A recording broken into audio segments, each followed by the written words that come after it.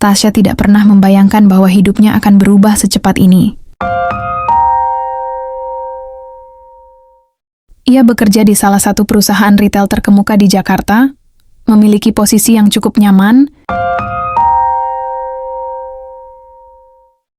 dan yang paling penting, ia sudah bertunangan dengan pria yang sangat dicintainya, Danu. Selama 3 tahun mereka bersama, berbagi impian, harapan, dan rencana masa depan. Namun, semua itu hancur dalam sekejap saat ia mengetahui bahwa Danu berselingkuh. Kabar itu pertama kali ia dengar dari teman kantornya, tetapi Tasya menolak untuk percaya. Bagaimana mungkin Danu, pria yang begitu ia percayai, tega berkhianat? Namun, kenyataan berbicara lain. Ia menangkap sendiri Danu dan Luna, teman kantornya, berduaan di sebuah restoran mewah, tertawa, bergandengan tangan. Seolah-olah mereka adalah pasangan yang sah. Rasa sakit itu begitu menusuk. Tubuhnya gemetar saat ia melihat Danu membisikkan sesuatu di telinga Luna. Sesuatu yang dulu sering ia lakukan padanya.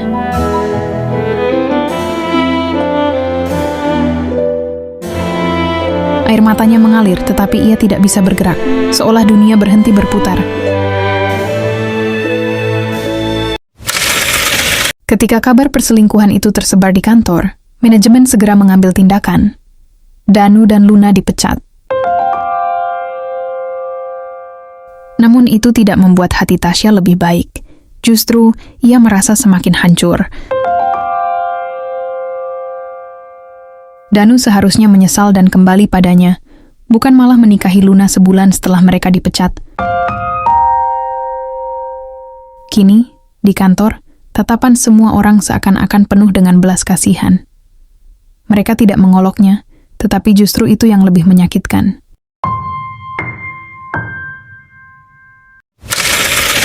Waktu berlalu, tetapi luka itu tetap menganga. Setiap sudut kota mengingatkannya pada kenangan bersama Danu. Setiap pagi, ia terbangun dengan dada sesak, berharap semua ini hanya mimpi buruk. Tetapi tidak.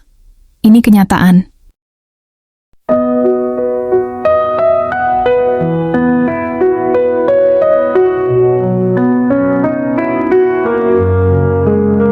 Kau pernah singgah di hidupku begitu lama. Ku beri tempat terindah di dalamnya. Ku biar kau bersenang-senang. Namun kau pergi tanpa berpamitan. Kau pernah jadi yang terindah, jadi bayanganku di setiap langkah. Namun kau hanya numpang singgah. Ketika ku pikir kita akan bersama selamanya. Ia mencoba menghibur diri dengan bekerja lebih giat, tetapi justru pekerjaannya semakin berantakan. Laporan yang ia buat penuh kesalahan. Hingga suatu sore, bosnya memanggilnya ke ruangan dan memberinya teguran keras.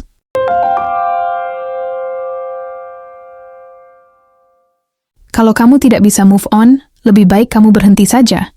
Kerjamu yang berantakan ini merugikan banyak orang.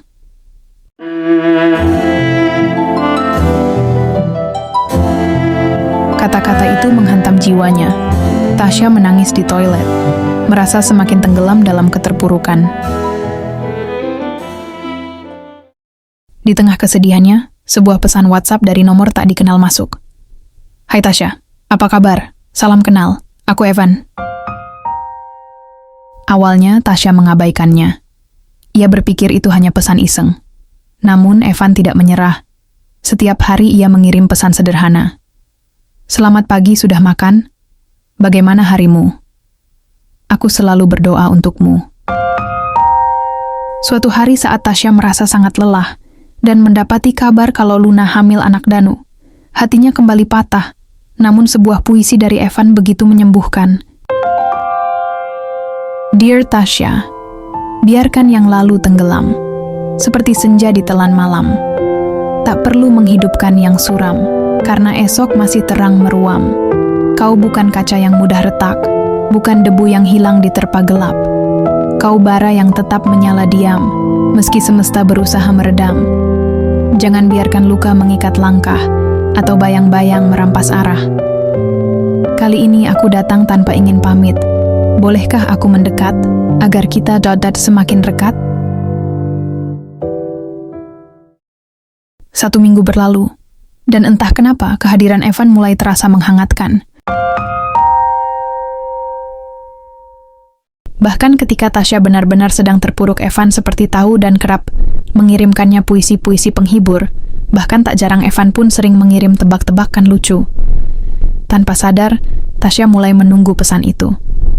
Suara Evan, meskipun hanya lewat teks, terasa begitu tulus dan menghibur.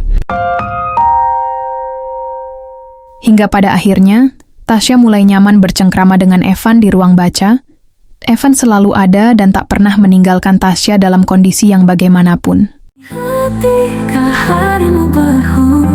Tasya pun mulai jatuh cinta, dan senyum yang dulu sempat hilang dari wajahnya pun kini kembali hadir. Setahun pun berlalu, Evan seperti sinar di tengah kegelapan hidupnya. Hingga suatu hari, mereka memutuskan untuk bertemu di sebuah kafe bernama Titik Nol.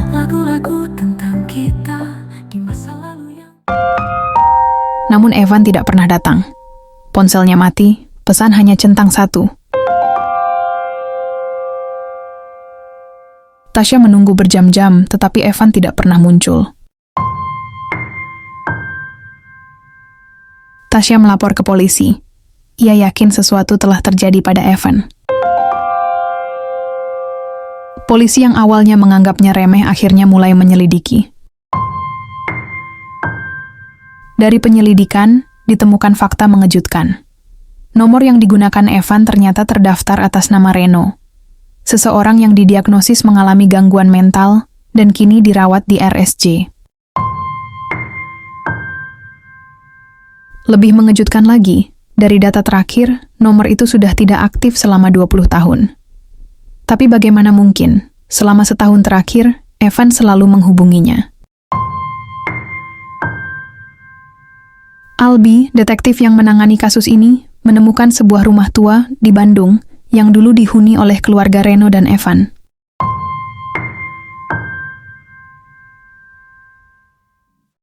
Dari penyelidikan diketahui bahwa 20 tahun lalu Evan dibunuh oleh kakaknya sendiri, Reno.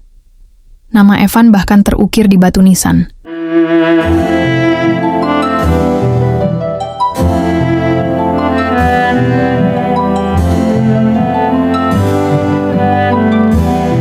Namun, jika Evan sudah mati, siapa yang berbicara dengan Tasya selama ini?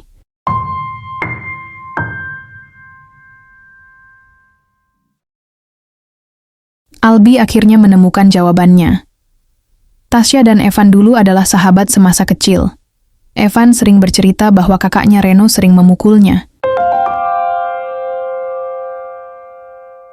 Setelah Evan meninggal, Tasya pindah ke Jakarta bersama keluarganya.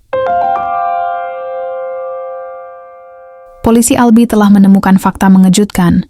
Semua pesan yang dikirimkan oleh Evan adalah pesan yang sebenarnya dikirim oleh Tasya sendiri. Tidak ada nama Evan dalam sistem provider manapun. Nomor yang selama ini menghubunginya adalah nomor mati, tak pernah aktif selama 2 dekade. Tasya menggigit bibirnya. Kenyataan yang seharusnya sulit diterima perlahan mulai meresap ke dalam benaknya. Jadi, selama ini aku hanya berbicara dengan diriku sendiri, bisiknya dengan suara gemetar. Tangannya bergetar saat ia menelusuri chat lama mereka. Matanya kini menangkap sesuatu yang selama ini luput darinya.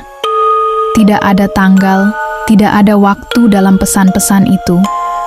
Hanya balasan-balasan tanpa batas waktu. Bagaimana mungkin ia tidak menyadarinya? Bagaimana mungkin ia tidak melihat kejanggalan ini sejak awal? Kepalanya terasa berat, dadanya sesak. Selama ini, Evan adalah satu-satunya alasan yang membuatnya merasa hidup kembali. Tapi jika Evan hanyalah wujud lain dari pikirannya yang hancur, lalu siapa dirinya sebenarnya? Albi akhirnya membawa Tasya ke seorang psikiater. Diagnosisnya mengejutkan, skizofrenia akibat trauma emosional mendalam. Kehilangan Evan, kehilangan kebahagiaan masa kecil, dan akhirnya dikhianati oleh Danu. Telah menciptakan lubang dalam jiwanya, lubang yang ia isi sendiri dengan menciptakan kembali sosok sahabatnya. Tasya tidak hanya patah hati, ia sudah kehilangan dirinya sendiri.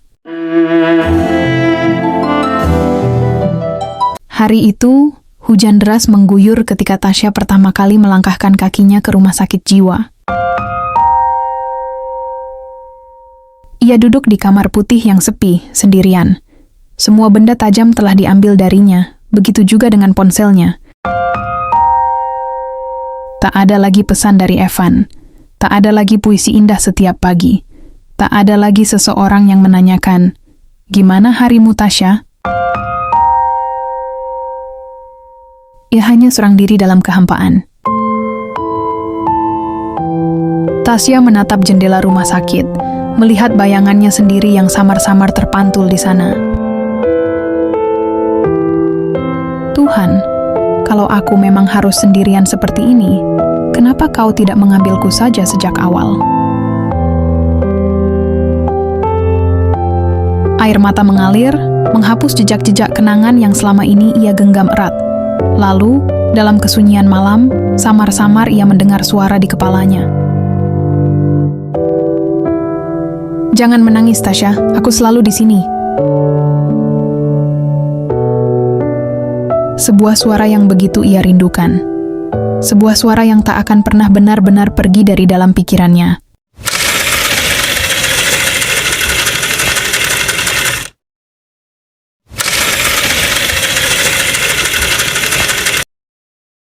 Setahun kemudian ada sebuah pesan masuk ke dalam nomor HP Tasya. Pesan itu berbunyi, "Tasya, ini aku Evan. Maaf baru mengabarimu lagi sekarang. Aku kecelakaan hari itu. Berbulan-bulan koma, dan baru hari ini pulih. Maaf jika membuatmu khawatir dan berpikir negatif. Apa kamu masih di sana, Tasya? Aku sangat merindukanmu." Detektif Albi terkejut mendapati informasi itu dari perawat rumah sakit jiwa yang mengurus Tasya. Tidak mungkin. Evan sudah mati puluhan tahun lalu. Jika Tasya tidak berdelusi selama ini, lalu siapa laki-laki ini? Dalam diam ku bersuara, ku berkata-kata bermantra-mantra, berharap sesosok pangeran berbaju raja, bertopi mahkota, datang menyapa, nawarkan ku kisah asmara, romansa indah penuh sukacita. Namun ku tersadar semua itu hanya monologku yang samar. Mereka bilang waktuku tak banyak lagi, ku harus siap untuk mati, ku harus siap untuk pergi.